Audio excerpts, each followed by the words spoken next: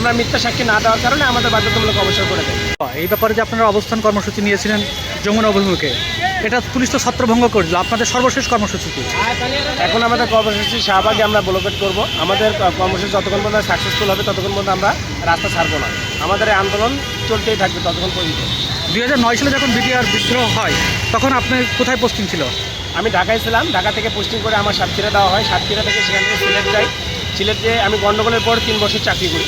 পরে আমি আমার প্রেশার ক্রিয়েট করা হয় সাক্ষী দেওয়ার জন্য, লিখিত সাক্ষী দেওয়ার জন্য আমার বহুবার প্রেশার ক্রিয়েট করা হয়, কিন্তু আমি কারোর বিরুদ্ধে অন্যায়ভাবে সাক্ষী না দেওয়ার জন্য সেখান থেকে আমারে বাধ্যতামূলক অবসর করে অন্যায়ভাবে আমার সাথে অন্যায়ভাবে বাধ্যতামূলক অবসর দিয়ে আমাকে বাড়ি পাঠানো হয়। আপনাকে প্রেশার ক্রিয়েট কে করে? প্রেশার ক্রিয়েট আমাদের ইউনিটের অধিনায়ক, ইউনিটের উপরস্থ কর্মকর্তা যারা আছে তারা আমাদের প্রেশার ক্রিয়েট করে আমাদের মিথ্যা সাক্ষী দেওয়ার জন্য। আমরা মিথ্যা সাক্ষী না দেওয়ার কারণে আমাদের বাধ্যতামূলক অবসর করে দেয়। যারা আপনাকে প্রেশার ক্রিয়েট করেছিল সেই ঊর্ধ্বতন কর্মকর্তার নাম বলতে পারবেন? তারা ওই সময় আমাদের ইউনিটের দায়িত্বপ্রাপ্ত ছিল, তারা ছিল।